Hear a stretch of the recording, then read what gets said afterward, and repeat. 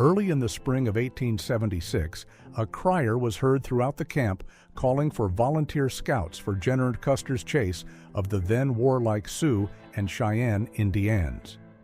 Picked men were called out. I was one of the unlucky braves. Our duty was scouting on either side of the Yellowstone, far and wide. One day, a steamboat glided up the Yellowstone and launched near where Custer's Junction is now. I was one of the 6 called out to go into the ship to General Custer, Crow name, Child of the Stars. We were under the great chieftain, General Geo, A. Custer.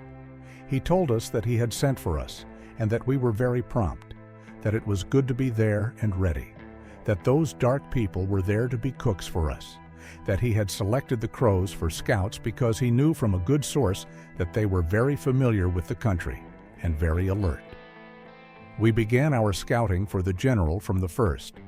We found the first camp of the Cheyenne and Sioux quite a way up the Rosebud.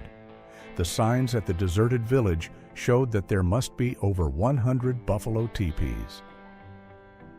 The trail of the fleeing Indians leading up the Rosebud and to the Little Big Horn country was as clear to us as the roads are today.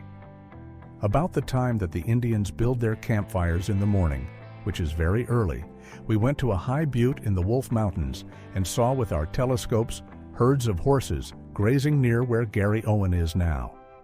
The smoke from the campfires seemed like a great mist hanging over the entire Indian camp. Finally, at the main fork of Reno, Custer gave orders to his command for the last time. It was plain that he was outnumbered, but he was fearless.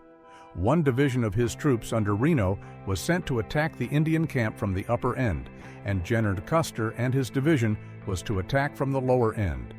Custer was brave, so it was no time for him to back out. He led his men to where he was repulsed and driven to where the Custer Monument now stands. We scouts went as far as the bluffs before the trenches of the pack mules. Here we were told to make our escape. We took a drink of water near there and made haste to be away with our lives. This detail is significant because it places all the Crow Scouts on the banks of the Little Bighorn at the time Peter Thompson observed one of our Crow Scouts in the midst of an apparent war crime. It was sunset when we got to the Black Horse Riders at Reno's entrenchments. We journeyed all the night toward the mouth of the Little Bighorn. Before daybreak, we got across the Bighorn near the mouth of the Little Horn. My attention was called to look back from where we came. To my surprise, I saw someone trailing us. We told them of the ill-fated general and his men. We pointed back in the direction of the fight, where the smoke still hung like a vast cloud. General Gibbon told us through an interpreter that we could go home. The Crow camp was finally located, but we had a hard fight before we finally knew each other to be Crows. We all together got in camp hearing nothing but joy songs for the return of the warriors and the weeping for the lost ones. The soldiers were encamped where still water flows into the Yellowstone. They went on to where Powder River joins the Yellowstone. The Crows were on the north side of the Yellowstone, and the soldiers wanted to cross, but it was too high. General Terry had a canoe. Then a steamboat came up the Yellowstone, opposite the mouth of the Rosebud. Some of the Crow Scouts got on this boat and went across. The roll was called at the bank at the boat for these Crow Scouts. 6 of them were called to go on board: Harry Moccasin, White Man Runs Him, Goes Ahead, Curly, Half Yellowface, White Swan. The boat went up a little way and landed the scouts. Their interpreter was Mitch Booyer, Capesh, a half-breed Dakota. He told them that when they went down below the mouth of the Rosebud, they would see Arikara scouts. When they came to this camp, there was a big tent with a flag, and in it they met Custer. He shook hands with them and said, "We are glad to have you. We sent for you, and you came right away." Custer told them he was going to fight the Dakotas and Cheyennes, and that he understood that the Crows were good scouts. "If we win the fight, everything belonging to the enemy you can take home, for my boys have no use for these things." The next day they broke camp and went up the Rosebud until night. Next day they found where the Dakotas had their first camp, a very big one.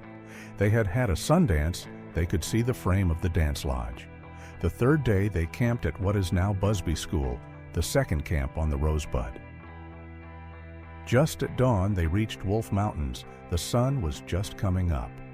Custer always warned them to look out for themselves, for every squad of soldiers had scouts, and they might be mistaken for the enemy. Custer said to the 6 Crow Scouts, "If nothing happens to me, I will look after you in the future." From Wolf Mountains, the Crow Scouts were ahead, but stopped a moment at the lone teepee. At White Rocks, Mitch Booyer told them to go with Custer. As Custer swung off from the trail after Reno left him to cross the upper ford, there was an Arikara scout and 4 Crow Scouts with him. Custer rode to the edge of the high bank and looked over to the place where Reno's men were, as though planning the next move. When they had arrived at about the point where Lieutenant Hodgson's headstone was placed later, the 3 Crow Scouts saw the soldiers under Reno dismounting in front of the Dakota camp and thought that the enemy were too many.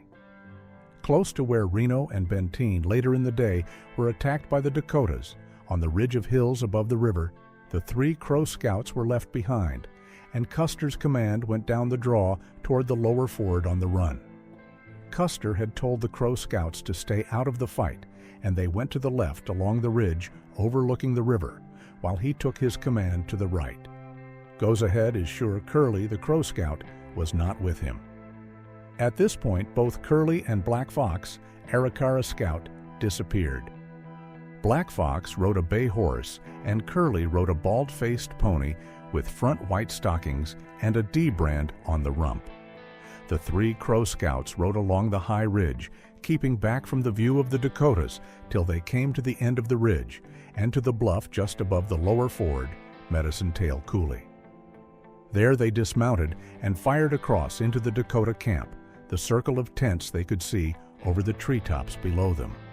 They heard 2 volleys fired and saw the soldiers' horses standing back of the line in groups. Then, in accordance with orders Custer had given them about staying out of the fight, they rode back along the ridge and met the Arikara Scouts and pack mules. They then rode away around the point of the highest hill and along the ridge. After riding all night, they reached the mouth of the Little Bighorn by daylight. Here, Terry met them. He asked about Custer, and they told him Custer had been wiped out. He asked them 4 times,